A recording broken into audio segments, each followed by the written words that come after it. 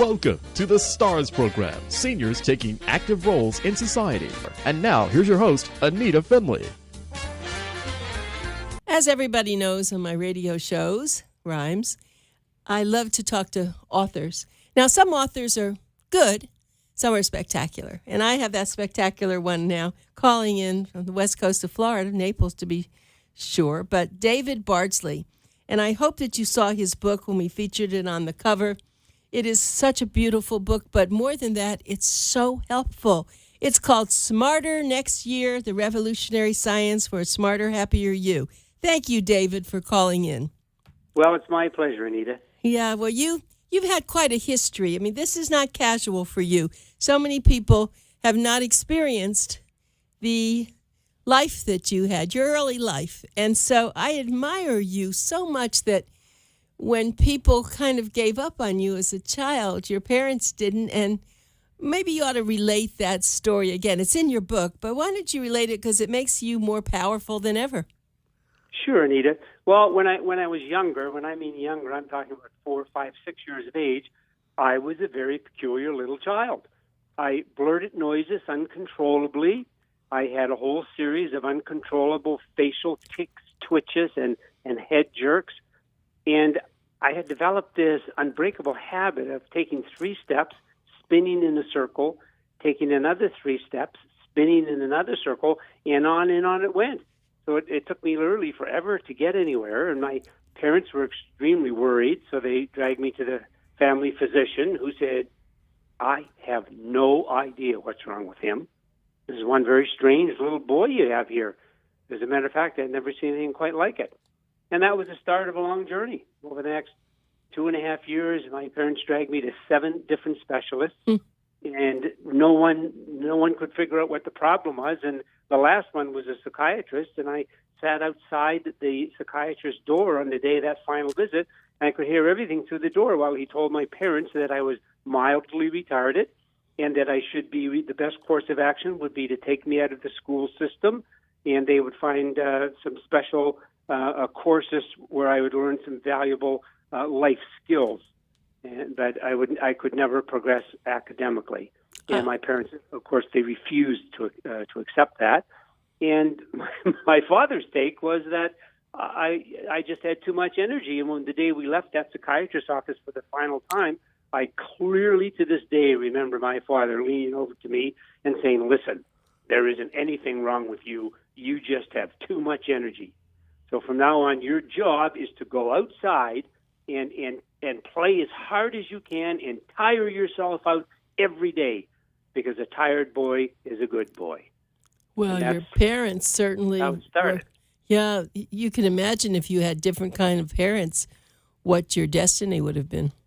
Well, it would have been, and now you have to understand that was 60 years ago, and ultimately, that when I was an adult, the diagnosis of Tourette syndrome and ADHD was made.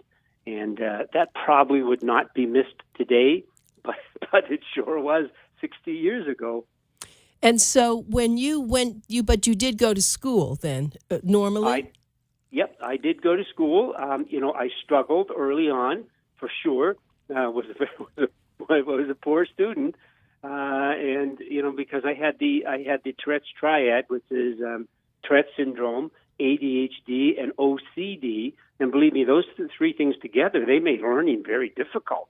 So I struggled, but eventually I found how to control those things. My parents refused to accept any kind of medication, and I learned 2 things, 2 primary things that my parents picked up right away. When I became overtired, all my symptoms worsened, and when I physically exerted myself, when I exercised, which I loved to do because I was a hyperactive child, all my symptoms got better. So there was that nice balancing act to make sure I got adequate sleep and I got lots of physical activity. And the more I did those 2 things, the lesser the Tourette's and the ADHD started to interfere with my life, the better my academics became. And my father came back after the war and went straight to work, as many did in his generation. And he never had the opportunity to go to university. So, and he always had wanted to. So he had always encouraged me from the time I was very little. They never pushed it on me, but they always strongly encouraged that I continue my education. In fact, when I'd be, 9, 10 years old, my father would say to me, "Now, Dave, have you given any thought to what university you'd like to attend?" And I'd say, "Dad, I'm 9 years old. I'm still in grade school." And then when I got into high school, he would say, "Now, Dave, have you ever given any thought to what grad school you would like to attend?" And I'd say, "Dad, I'm in grade 10." And he'd say, "I know, son, but it's never too early to start to think about it." And that's all he'd say. And then he wouldn't mention it again for a couple more months. And then finally, after my 12th year of university, when I finally got a Bachelor of Science degree, a Master of Science, a Doctor of Dental Surgery, and a Fellowship in Oral Maxillofacial Surgery. So after 12 years of university, I was quite shocked one day when my father said to me, he said, "Dave, have you ever given any thought to when you might start to work?" You're hysterical. Well, that's the way it was. That's beautiful. So sure enough, I eventually did go to work and had a wonderful career as a oral and maxillofacial surgeon. Yeah, that's the real amazing part about this whole thing. And of course, was he alive when you wrote your book? No, unfortunately, he was not. No, because that would have been his next question. Okay, Dave. Yep. So when you going to write a book about all this? that sure would have been. Yep, absolutely. Well, you certainly accomplished so much, and I have to tell you, I've opened up a page in your book to where you have oranges, and I think it's page 67 or something. Yeah, and I'm a little dark here in the studio, but I love that picture so much that I now buy these big oranges. I guess they're called Temple, or they're from California, whatever they are, and I have one. I squeeze it. I know that I squeeze the orange, and then I eat the peel, not the whole peel, but the inside of the peel, the pulp. Yeah, the pulp, yep. And I relish it. It's almost like I don't eat caviar or drink champagne. So for me, it's my champagne. It's for me, it's my dessert. Right. It's my dessert. I peel an orange for dessert because they're, those, and I tend to eat those smaller, those clementines. The big navel oranges are still the same. They're so sweet. Yes. It's dessert. Like, why would you want a piece of cake or a cookie when you can have this delicious sweet orange and it's good for you and it's nutritious? That's right. So and it's your a pictures, double-barreled win. Right. I told you before when we were on last time that I loved your book for many reasons, but one of which was the pictures, the graphics, the way you show it. And that picture of the oranges, I'm looking at it right now. I don't have one with me at the studio, and I did have one this morning, though, before I left for the radio station. But you have that with a lot of things. You I don't know who took your pictures, but there's another one that is so cute with the little squirrel, and it's this squirrel's up there in the tree. And I started noticing squirrels. We don't have too many where I live here in South Florida, but boy, are they interesting little creatures. Sure, and why do you think you don't have many? Why? Do you think there aren't many here? Well, and why do you think you never see a squirrel or a field mouse or a snake on a golf course or any other place? I'm not on a golf course. I'm actually in a wooded area. And what tends to happen is all there's is around you. They're sprayed for mosquitoes. They have pesticides. They have herbicides. Those things get into the water system. They get into the insects. And whoever eats the insects, they get into that animal, whoever preys on that. So, the squirrels are eating, for the most part, they're vegetarians. They eat vegetative matter, but all that is sprayed. And so it decreases drastically the population of those small animals and those small rodents. Once you affect, the lower part of that ecosystem, it affects everything above that. You go on a golf course today, there's no frogs or no toads. There's nothing, because all of those areas are sprayed. Sorry to hear that. With weed killers and whatnot. And they kill the insects, they kill the smaller animals, and it goes right up the food chain. right up the food chain. That's very sad. Well, let me just keep going through some of your other pictures. I have another question. I see the picture Sure. where you have these luscious tomatoes along with, I think, radishes. But Yep. okay, but the tomatoes. Now, I like to buy the tomatoes when I go to the supermarket. If I go to a little market, I don't have a problem. When I go to the supermarket, I always try to buy the tomatoes that have the little, the stems on them, because then I feel they're fresh. Yep. Is that right? That's right. Yep, that's very true. Yep, absolutely. And a lot of those tend to be hothouse tomatoes, where they'll grow them inside, and they're absolutely fresh. Mm-hmm. You know, they still have that little leaf attached to them. In any of those vegetables, the more color, the better. You know, those colors of beta carotene, and those are nutrients and phytonutrients that we absolutely need. So that's why I often say shop or eat the rainbow. Put as many different colors on your plate as you can. Yeah. And generally, the brighter the color, you know, the better it is in those beta carotenes. Well, I'll tell you what, and I hate to do this about what I do, but I'm doing it because I've learned so much from your book, and I love the book so much. So the way you do this is you outline certain things, and then, of course, you have your quotations, just like it is the same with people as it is with riding a bike. Only when moving can one comfortably maintain one's balance. Now, that's right. Interesting. Do you ride a bike? Yeah. Oh, I sure do. In fact, I'm here in southern Florida for 3 months with no car. Oh, my goodness. That's wonderful.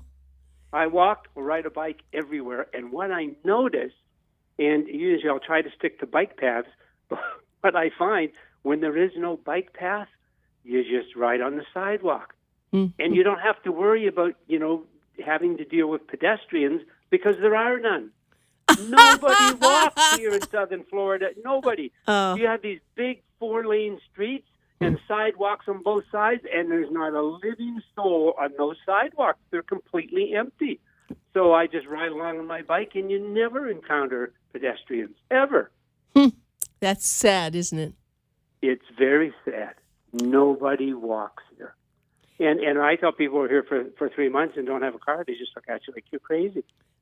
So now, like you're absolutely crazy. But you have a basket, so if you go grocery shopping, you can put your groceries in the basket? Yep, yeah, I have a backpack. A backpack. Yep. Do you like to cook? I do.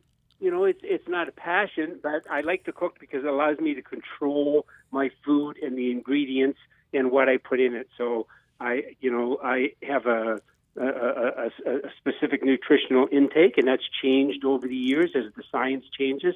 But it allows me to 100% control that fuel I put into my body. And I just believe that if you want your body and your brain to work at its absolute optimum, you have to control the fuel that you give it.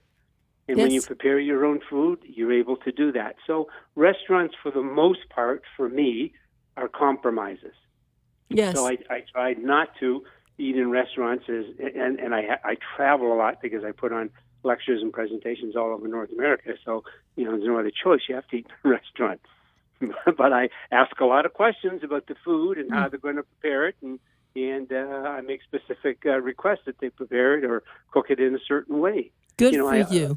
For instance, I always ask, okay, you're going to use some oil. Can you tell me, will this be, you know, olive oil, extra virgin olive oil, or are you going to use some vegetable oil to cook this? I want to know, you know, because those things are important. Yes, especially if you dine out as much as you do. Actually, I don't eat out a lot. I like to make my food too. Even when my husband was living, we always had dinner because it was just nicer to be there. And I would make this, you know. And I'm not a fancy cook, but I know what's good. You can take, and I always tried to have a fabulous salad with nuts and fruit in it, and then of course make a light meal of protein and then vegetables. But it's interesting to see here in South Florida, some people don't cook at home at all. They eat out night after night after night. Exactly. I've been here in Naples now for 2 weeks, and other than 3 days, I just came back from San Francisco where I was putting on a presentation 2 days ago. But out of those 3 days, I haven't eaten in one restaurant here in Naples, not one. And there's, you know, they're crowded every night. I walk past them down the main street, and they're absolutely crowded. But I don't. I eat my 3 meals a day here in the condo. And you probably have a nice view, so you enjoy what you're seeing while you're dining. Yeah, absolutely. Yeah. It's just gorgeous. Look, even if you don't have a view here in southern Florida, where all your listeners are, I mean, if you just sit by a window, it's wonderful. Even if there's no view, just to open the window, and at this time of year, not to have any air conditioning on, it's just beautiful. I get up generally about 6:30 in the morning, and I just slide open the window, and I just sit there, and I don't have a view of the sunset over the horizon. I see it over the next building over, but it's a beautiful start to the day. You're just sitting outside on the little balcony here with your coffee and watching daybreak. It's beautiful. There's, I have to tell you, I've got your book in my hand, and I have so many books that I have to review, but your book is the right size. It's elegant. It's just so beautiful. And the one that I loved, because I'll tell you something else I do, the one that says, your brain is like a seed. Nourish it and care for it, and it will blossom.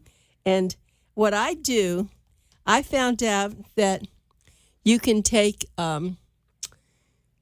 certain kinds of seeds or food and put it in water. And I put it on my windowsill. For instance, scallions. I take a scallion and put it there, and it actually grows right there in the water in the window. Yep, it has everything it needs right there. It has water, it has sunlight. Yeah, that's right. And it changes the sunlight into energy. Yep. And that's how those it's plants great. work. You don't have to give it any medication. It doesn't require medication of any sort to make it grow. Right. You don't have to take it to the doctor because it's has all these chronic health problems and get a series of prescriptions. I just read a study last week, a Mayo Clinic study, that 70% of Americans, 70% take a prescription medication on a daily basis.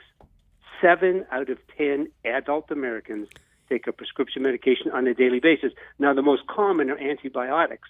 So if you remove the antibiotics, the number goes down to 55%. 55% of adult Americans take a medication on a daily basis, and the average number of medications that each of those 55% take is 4. 4. Well, it's interesting you should bring this up, because I am now 81, and as of 6 months ago, I took nothing. But I guess the doctors, as I go for my checkups, my blood pressure has been high, and they keep saying, no, you have to take blood pressure medication. So I said, I don't want to, and I got onto all the things, beets, and all the foods that I have seen, but it still didn't get the way it should be. So I did start this blood pressure medication, and it did drop. And of course, I never noticed that I had high blood pressure because I have a lot of energy. Sure. I'm never sick, but I went ahead because I thought it was all right. But I still feel, and then the next thing is, well, you have high cholesterol, you should be on a statin. No, I'm not doing that. I'm not going on a statin. I'm going to do what I can. So you are perfectly right. The doctors want to put you on these medications, and maybe, it's okay, but I want to do it naturally. So I've used your book, among other books, to do this naturally. And even though my blood pressure, now is low, I want to make it as low as I can and get off of these medications. I hope I can sometime. Right, and the single biggest thing that you can do to lower the blood pressure is daily physical exercise. And I know people hear it all the time, and they don't want to hear it, but that's the single biggest thing. You're right. And there are some cases, and high blood pressure needs to be controlled, because if it's left uncontrolled, high blood pressure will literally destroy every organ in your body. Yeah. So it needs to be controlled. And there are some types of high blood pressure. One is called essential hypertension. So no matter how much you exercise, or how careful you are with your diet, and how you can live a life that's stress-free, despite all those things, your blood pressure can still be too high. That's called essential hypertension. So no matter what you do in those cases that are diagnosed with essential hypertension, it's often not possible to bring it down other than with medication. But I haven't done the exercise on a regular basis to really know that that's true. That's right. So I need to start that on a regular basis, like I drink water, or when I go to the bathroom, I need to do exercise, right? And on a regular basis means every day. Right. Every day. And people say, 2-3 times a week. Nope, not good enough. Better than not at all, but it's not ideal. And we don't want to just have our bodies and live our lives and have our brains good enough. We want them to be ideal. We want them to be optimal. Yeah. So what kind of exercise? You ride your bike? Is that the exercise? You must do other things too. No. I went for a run this morning, and as soon as we finished talking, I'm off to the gym because it's raining over here, so I won't do too much bike riding. I went down to go for a swim first thing this morning, but it's quite windy over here in this coast, and the waves are pretty big. So you get beat up trying to swim in that heavy surf. Oh, right. So, no. And so I'm not much for swimming in a pool, but when you're near the ocean, and here in Florida, which is magnificent, magnificent. So what do you do now when you are home and you're up in, up in the northern part? Up in Canada. Yeah. Well, what do you do? Whenever I can, I ski. I ski quite regularly. Both downhill ski and cross country ski. I will do some running in the winter because if there's snow underfoot, it's softer. It's easier on my knees than running on pavement. And I'll do some stationary bike inside, and I go to a gym on a regular basis, and I take classes. I'll take a yoga class, for instance, and in the things that you're not good at, it's nice to take a class or to join other people in doing those things because it uplifts you. You look around the room and you say, well, here are all these other people. They're doing it. They're making an effort. I'm going to do it too. There's strength in numbers. Well, and, I have to go out and do it by yourself. It's difficult. I want people to buy your book. I have to just take a second. I have to give them all the information. So I get so caught up with you, I forget what I'm supposed to do here. David Bardsley, Bardsley. And he is just amazing. You can hear him, but his book is really worth your buying. It's a gorgeous gift book. It's called Smarter Next Year, and the A in Smarter is an A+. That's kind of designed in it, part of it. The Revolutionary Science for a Smarter, Happier You, David Bardsley. And they can go actually on Amazon and get that, can't they? They can go to your website. You get well. I don't sell it through the website. You can buy it online anywhere. Yeah, there's Amazon or it's on the shelf at every Barnes and Noble from coast to coast here in the United States. They carry copies of it. Any bookstore, if they don't have it in stock, can get it for you within a day or two. And let me ask you, it's available pretty much anywhere. What does it cost so that people know that it's such a good gift? Ooh, that's. I have no idea. Let's see. Here it is. It's $16.99. Yeah, $16.99. I have to tell you, you can't even buy lunch for $16.99 down here. No. So you should buy the book. You should get 6 of them. Have them in your house. And whenever something happens, you want to give someone a gift, it's a special time, give them this book. They'll never forget you, or you can change their life. I mean that. And here's the other thing you can do. If people want to buy multiple books or they want to use them as gifts, if you just contact the publisher, and the publisher is called Source Books. Yes. And tell them you want to do a bulk buy. They'll put you through to a department, and you get a substantial discount. Great. If you buy in numbers. Great. That's just beautiful. A substantial book. That is so nice. Well, yeah, it makes a difference. It's hard when people want to buy books. They don't know when they don't. I don't mean to buy books, to buy gifts. But you can't go wrong with this book. You just can't. And sometimes people, look at it and say, "Oh, it's a science book," and they're not, into science. So there's not, and I, I'm a science person. I love science, but it has to be done in a way that people can understand it. So the publisher, when we finish, put it through a grade reader level test. And what it does, it tells you what grade level this book is appropriate for. And it came out grade 6 reading. Really? Level. It's a grade 6 reading level. Anyone with a grade 6 reading ability can read and understand this book in an hour. Incredible. Yeah, and I've, of course, complimented David so many times on this graphic designer and what Source Books did, but it's such an interesting read because it has different color type. You have black, then it goes to red, and then the pretty pictures. But the information will stay with you. And if you get just one thing, just like he was saying, if you just exercise every day, or if you start to eat the right way, it can change your life. Absolutely. And when I'm speaking to large audiences, if there are 500 people in the room, and one person makes a change in their life because of what I said, I consider it a success. I agree with you. I would prefer if all 500 did, but if just one does, if it makes a positive change in someone's life, then I've succeeded in what I'm trying to do. Yes, and I know you enough now to know that's just how you are, and you have done such an extraordinary accomplishments with your life. It's really beautiful. I don't think I told you this. I know we talked before, but I don't remember that you talked about what your early life was like and how it all worked out okay. Of course, took a lot of work and a lot of attention. But when I lived in Minneapolis for about 2.5 years, did I tell you that story that there was a woman who lived in an iron lung? I didn't tell you that. No, you did not tell me that story. Okay, no. I went there to volunteer at St. Mary's Hospital, and so she had gotten polio when she was 9, and now she was 30. Oh. She lived in this iron lung, but because the Sister Kenny Foundation is so great, what they did was, looks like I'm running out of time, I'll tell you real fast. So she learned to paint with a stick in her mouth, type with a stick in her mouth, and she was joyful. And we'll catch up again. I know I'm going to have you on the radio and have to talk to you. But, David, you just absolutely brightened my day. And it is pretty rainy here today. But you brightened my day. Thank you. Good luck. And let's talk again, okay? Okay. Thank you. Thank you for having me. I really appreciate it. I do also, David. Okay. Thank you. Bye. Yes, you too. Bye.